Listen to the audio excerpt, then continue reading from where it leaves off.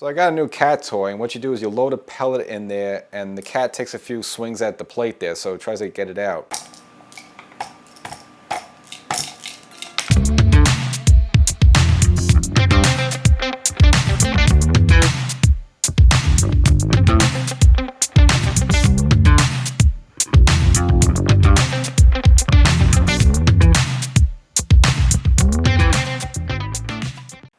Welcome to Section 420, Talkin Yankees. Well, Giancarlo Stanton has fallen and he cannot get up. Kind of a bizarre injury, injuring now the left calf, which is possibly not going to take him out for the 2026 season. Even the happy-go-lucky Aaron Boone seems pessimistic about him returning there. So kind of look at it. At first when I heard it, I thought it was an absolute joke, but again, I'll kind of give you the backstory of the whole thing and why. Again, right now there's a lot of pessimism that he's not going to return for the 2026 season. And of course, you've been seeing some of the buzz on social media that the Yankees should sort of dump him for 2027. Well, it's not going to be that easy. We'll actually look at the Stanton contract if you're not too familiar with it. And of course, as the Yankees are trying to catch the Rays in the AL East and they inch it a little bit closer there, of course, they need a whole full rash of injuries. So obviously, last week we took a little bit of a hiatus there. So, maybe you missed some injuries there. So, in case you had a little blink there and you missed it, there was like 4 or 5 kind of major injuries there, so we'll kind of cover all that for you. Includes a couple of Ryans as well there. Give you caught up on all the injuries, but finally a little bit good news on that front. One of the 3 people we were waiting on to come back, of course, was Cody Bellinger. Did return in that finale of the series at the stadium there, so we'll kind of just look at that and what he could add to this Yankee team, even though, again,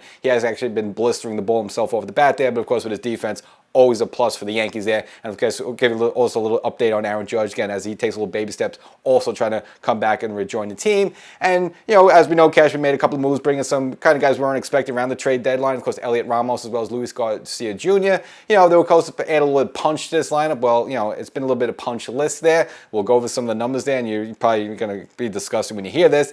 And of course, kind of Yankee related, but not Yankee related. Remember the series down in Camden Yard? Pete Alonso hit that home run. Some people thought it was a fair ball, foul ball, big controversial. They looked there, they checked into New York, it was deemed a foul ball there. Now you're hearing all the stuff that you should have replay and lasers on tops at a foul pole. Well, we'll kind of look at the situation because it does reflect around baseball in total. It does affect the Yankees, and of course, here at Section 420 Talkin Yankees, we always like to kick a little dirt in the Met and just look back at Pete Alonso's numbers and what he's doing right now for the season, what he could be doing with the Mets, especially, I'm sure you saw that image with him and the cigar right now, and that's someone you would want at first base. I think everyone wants him as his first baseman there, so we use this as an opportunity to compare Pete Alonso's numbers, what Met first basemen have been doing for the 2026 season, so we'll have a little fun as well. But before we get started, make sure you subscribe to the podcast, Section 420 Talkin Yankees, the podcast, wherever you get your favorite podcast, and, here and there, it might be off on TV or YouTube there, and you're like, I need some Section 420 Talkin Yankees content. Make sure to subscribe to audio podcasts updated frequently, and do have you watching now on TV or YouTube. Go to YouTube, search for Section 420 Talkin Yankees, subscribe. Don't miss out on that cigar. As we all know as Yankee fans, this whole Stanton right calf injury has kind of been a dark cloud over pretty much the entire season, and we've been looking forward to him come back, and it seemingly, he's been working out a little bit, then he has a setback, then they shut him down, then he tries to jog a little bit, then has another setback there. But there was at least a conventional wisdom that at some point he'll probably return to September, kind of like they'll keep it on ice, load management the whole time there, and then obviously Giancarlo Stanton, which, the one thing you can't put against him, I mean, he's been good for the Yankees in the postseason for the most part there, so kind of like saving those bullets for later in the year. I mean, I think we've all been kind of content with that. We figure at some point, though, he has to hit the field a little bit. You can't just throw him out there like on September 20th and give him a week and then throw him into the playoffs there. So we figured it would come back at sometime, at least early to September there. And of course, then the story comes out, which again, I first thought it was a joke. So basically, during one of his running drills, supposedly, I don't think there's any footage of this, he quote unquote fell and now injured the left calf. So again, he's been dealing with the right calf. Actually, 2 different parts of that right calf he's been having problems with. And as he's dealing with that, seemingly working his way back, now he supposedly falls during one of these little running drills, and now has injured the left calf. And now it's to a point there where seemingly he's not going to come back. This, if you listen to Boone's comments on the situation, again, he usually sides with positivity, more or less. Which, what are you going to do as the manager there? But he seemed grim about it and kind of said, well, I'm not ruling anything out. But if you just kind of read the tea leaves and what's going on there, seemingly it looks like Stanton's pretty much done for the 2026 season, and the whole thing's just kind of ridiculous. We all know the footage from Houston there back in April, kind of gingerly jogging between second and third base, not busting it, not cutting moves there, just basically going back and forth, and that's where he sort of injured the right calf there, and of course, re-injured it later on there. Now this supposed fall, which again, there's no footage of it, which would be quite amazing. Now he's injured the left calf, so now this guy has 2 bad calves there, which I just don't see. If this is the case there, and it's taken him so long to deal with the right calf, now he's gonna have to deal with the left calf as well and rehab that and all, come back in time. So that just kind of tells me that I just don't think he's going to come back for the 2026 season again. If you just kind of read the tea leaves on the whole thing, I do feel optimistic about Judge. I mean, the whole way Judge is kind of like seemingly would come back, and we'll get into him a little bit later. But this whole Stanton situation looks like he's hit a brick wall. I mean, at this point, you're almost done with August. I mean, at this point right now, and you just really don't even have a plan for Stanton, and it's kind of a shame because we've been waiting the whole time for him.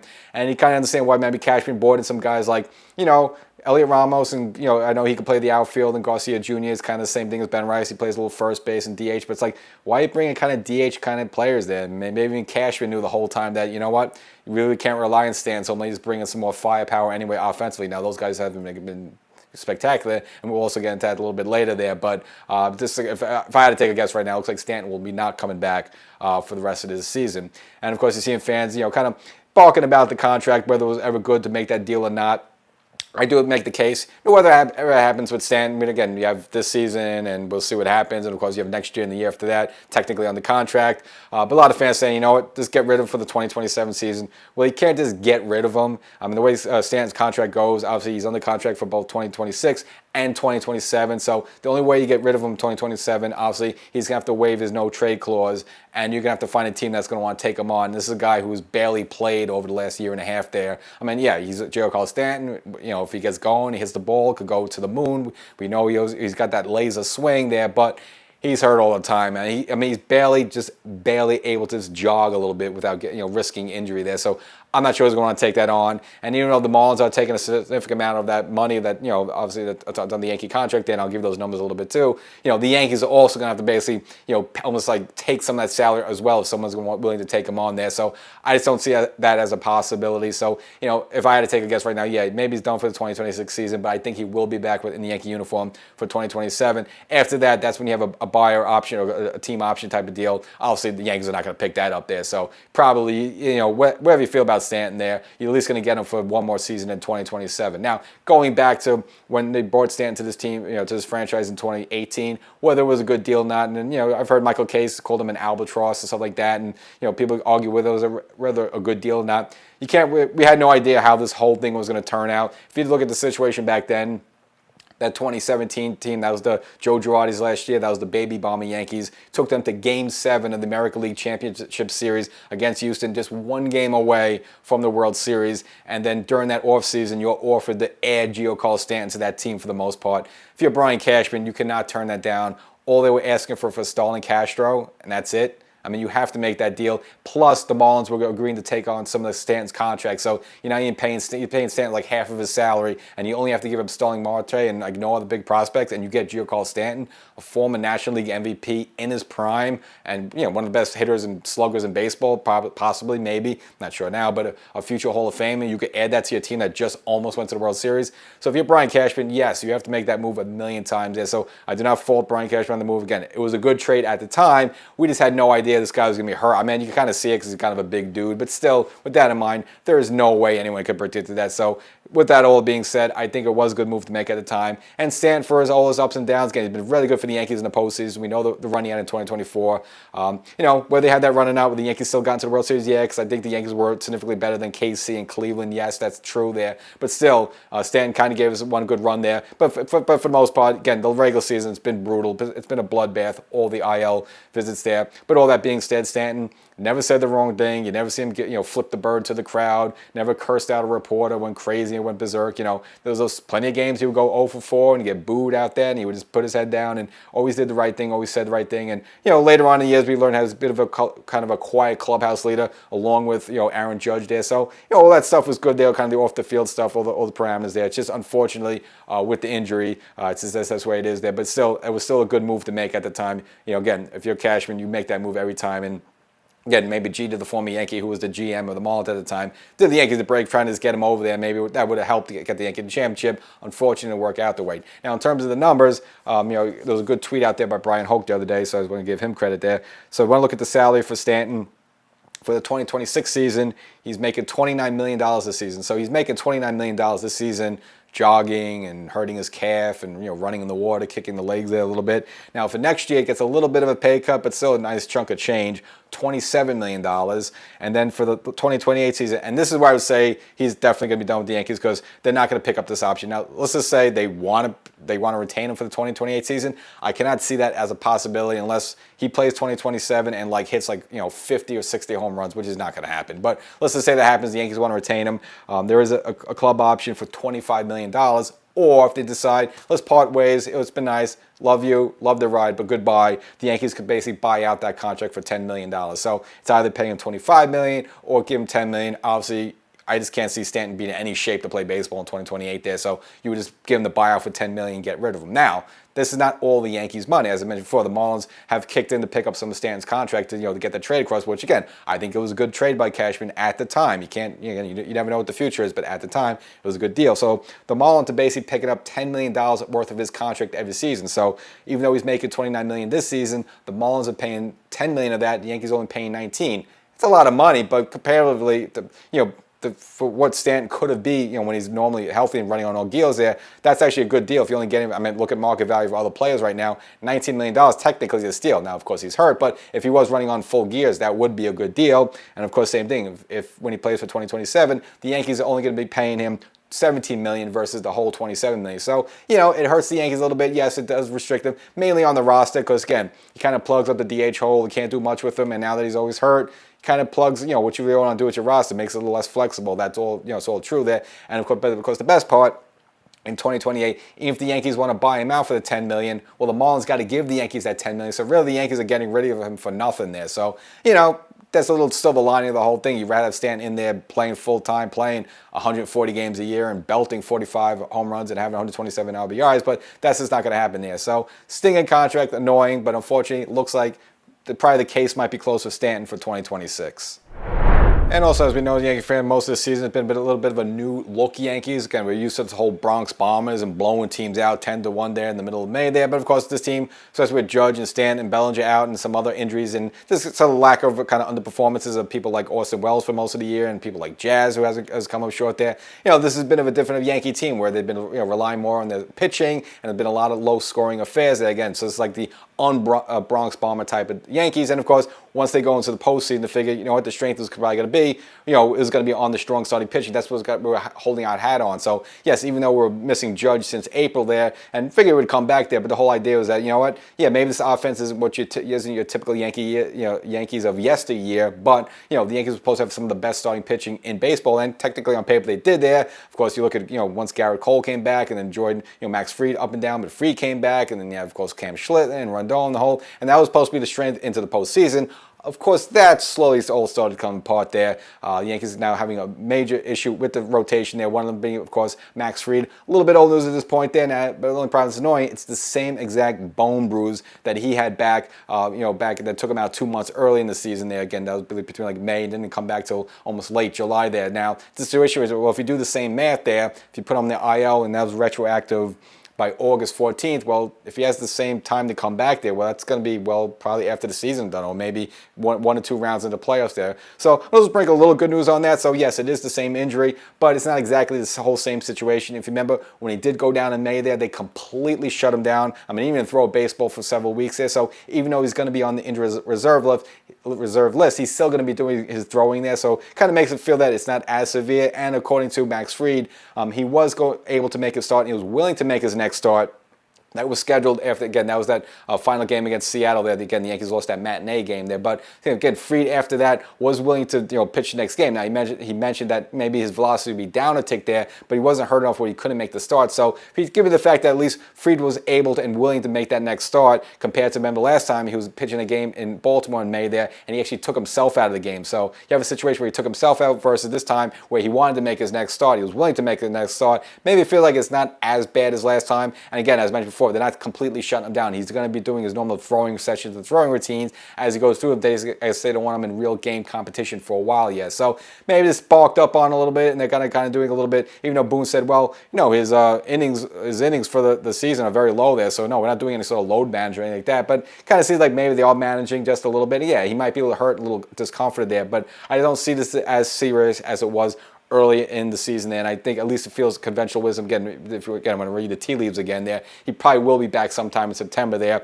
Now, is he going to be 100% Max Fried? Probably not. We don't know that there, but he's going to, again, it'd be great just to have him in there because again, the Yankees are not going to ever do with the bats. We know what the problem. Even the Yankees have great offenses the past couple of seasons, the bats come up empty in October there. But the one good thing between this year's Yankees and other season Yankees that this, at least on paper, should be the best starting rotation they've had in a while there, and you hope Max Fried is a part of it.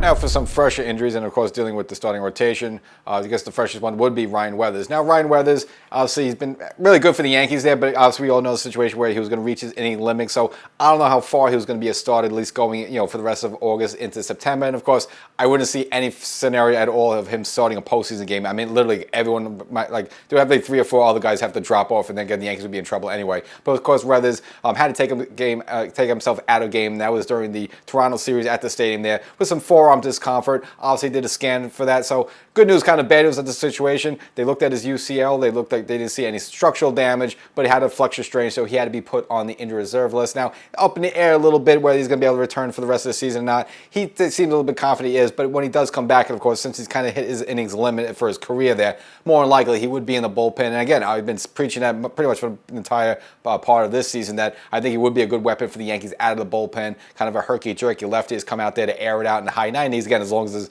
forearm is healthy and healed to do that there. So I wouldn't write the book, I want to say whether his chapter's ended for 2026 season, but a bit of a blow there because, and if you look at his numbers there, he's pitched much better than his numbers reflect. He gets 0 run support, from the Yankee offense. Again, the Yankee offense hasn't given many pitches of run support, but he's probably been victimized at all there. So Weathers himself mentioned that obviously this is something he'd been dealing with, in his career. Had it with the Marlins last year, the same sort of injury, which took him out for all of April and chunk of May. But according to Weathers there, actually this most recent scan wasn't as bad as that injury he had last season with the Marlins. So seemingly, if he was only out a month and a half with that, again, this is all depending. It doesn't seem as serious. So I would at least expect him to be coming back at some point, in September there, and probably this could be a bullpen option out of the bullpen for the Yankees. I wouldn't see him starting any more games. And we have one last injury for you, and I promise that we'll stop with the injury. We'll try to be a little bit of a positive. Now it's goes to Ryan McMahon injury.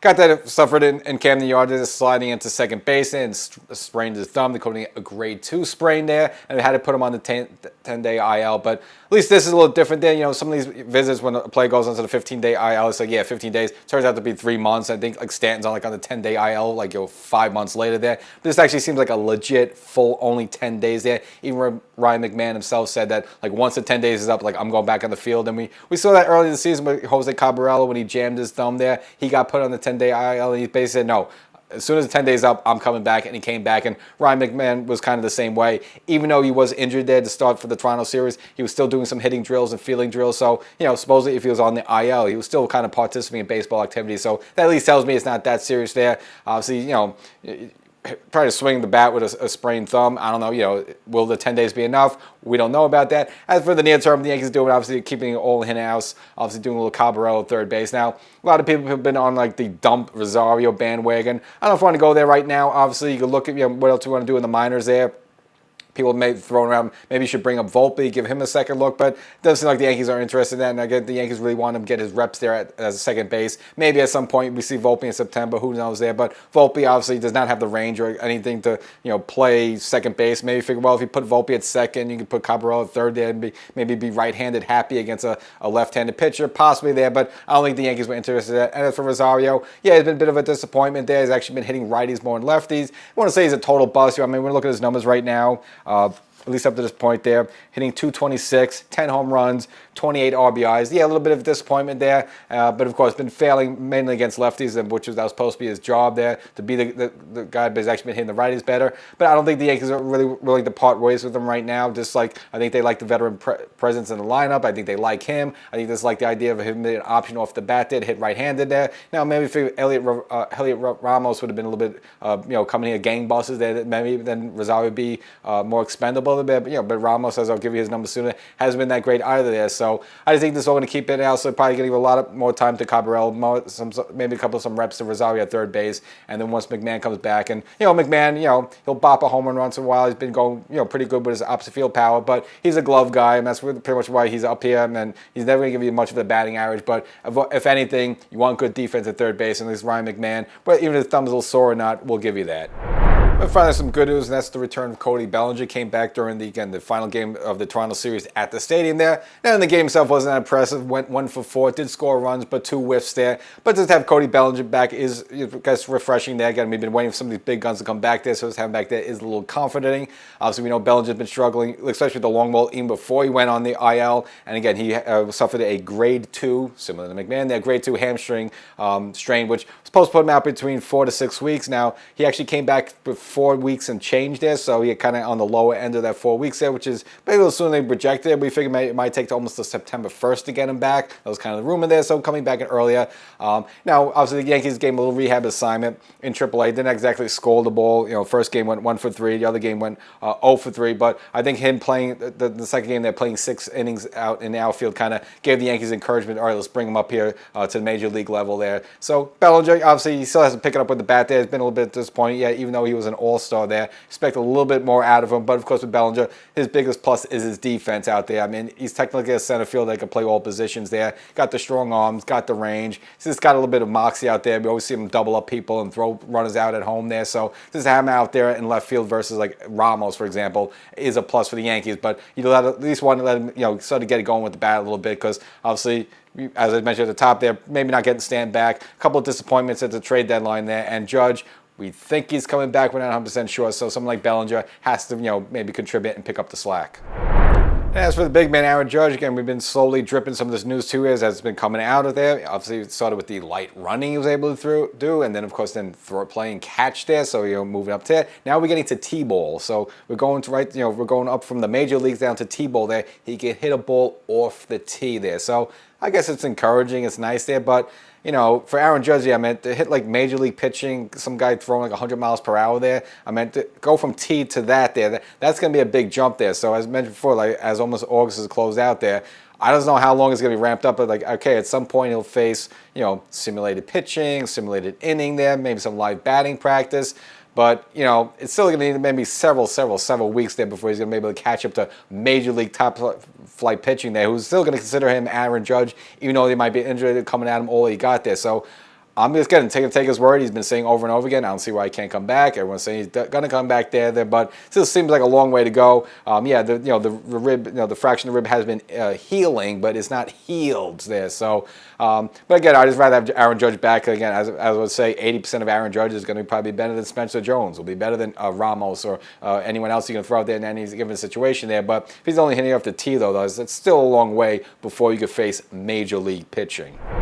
Now, there wouldn't be such a need or such a rush for Judge to come back if other components of the team were doing what they were doing. Now, we know the Yankees, the ones we dealt with all season there, so we have to go down and beat that bush again there. But, of course, some of the new guys that are coming in supposed to contribute have not been doing the job there. And that's, of course, Ramos and Luis Garcia Jr. And just read you the numbers here. At least this is their first 15 games as a New York Yankee. We'll first start with Ramos in his 15 first games, 49 at-bats, hitting 122, 0 home runs, 1 RBI, 15 strikeouts to 5 walks. So it's like he was supposed to be the guy that was going to place Dominguez. Now, we know Dominguez's struggles, especially at the right-handed bat, but it's kind of like, Dominguez could have hit 122. He hasn't been tearing up, since they sent him down the minors there. But, Ramos hasn't been any great revelation. And Garcia, as well as, again, I thought he'd be a little bit better than this in his first 15 games, hitting in 56 at-bats. Just a little bit better at 250. Okay, the rest of the Yankees are hitting 250. What's the difference there? 2 home runs, 4 RBIs, 12 strikeouts to 3 walks there. But again, a little bit underwhelming there. Again, these are guys who are hitting well. Garcia was having a kind of career year down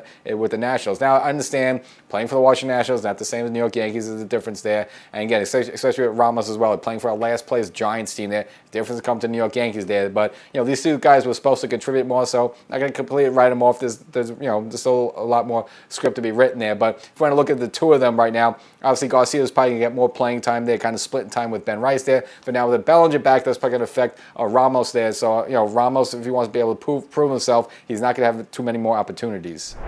And And last but not least, we have the Pete Alonso situation. Not just Pete Alonso himself, which we'll get into his numbers there as a way to poke fun at the Mets there. But of course, this whole idea of replays on home runs, specifically home runs that go so far up over the foul pole where you can't tell if they were fair or foul, and the whole situation in that game, the series with the Yankees and the Orioles there, where seemingly Alonso had a surefire home run there. Of course, they went to the replay, the headquarters in New York, where they have all the different mainly angles, which we don't really have the privilege of there. And seemingly they saw that, no, the ball actually curved foul, and they called it a foul ball there. And Alonso figured he was ripped off for that there, and it kind of mentioned that, the reason why baseball can't do something about having some sort of replay for that, or some sort of lasers up there to see if balls go foul or fair over the pole there. Again, not too many players have the power to even get them up there, but there's some do this, so it is something that comes up, and it is something worth addressing there. Now, look, I saw both angles there. I saw the initial angle. We all saw that, yeah, it did look like it was a home run for Alonso, but then I saw the angle that they made their decision on, and clearly it curves foul before it gets near the pole there. So I don't think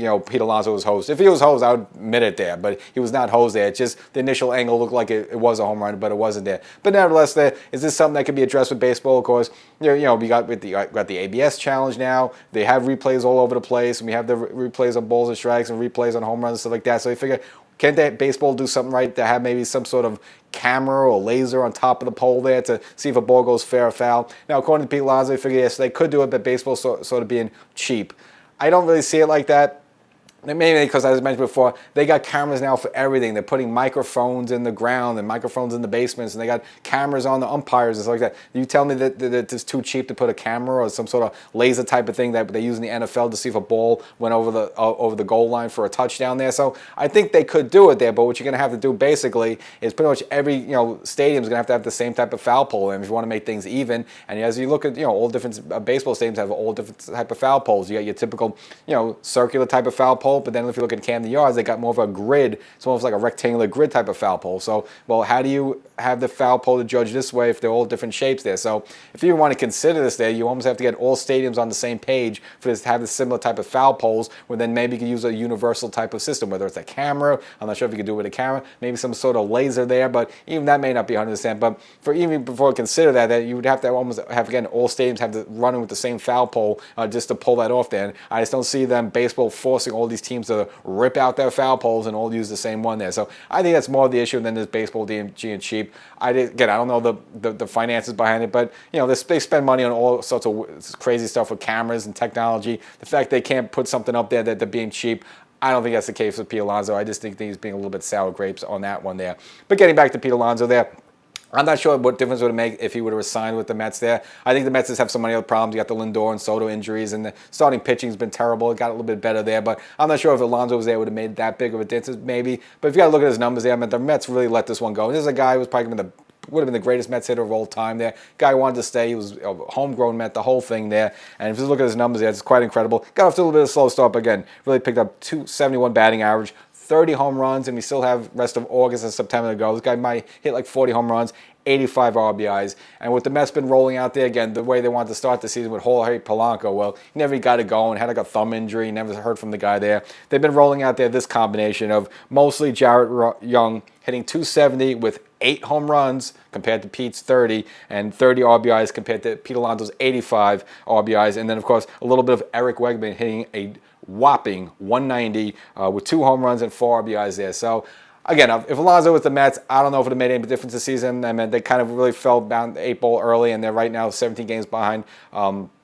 17 games back in the dead last in the NL East. I don't know if it made a difference there, but they really let one go. They really let their superstar go there. So, for all the problems, if you're the Yankees, Yankee fan, you want to think your problems. Just imagine if you're a Met fan to see this guy go to Baltimore and just tear it up.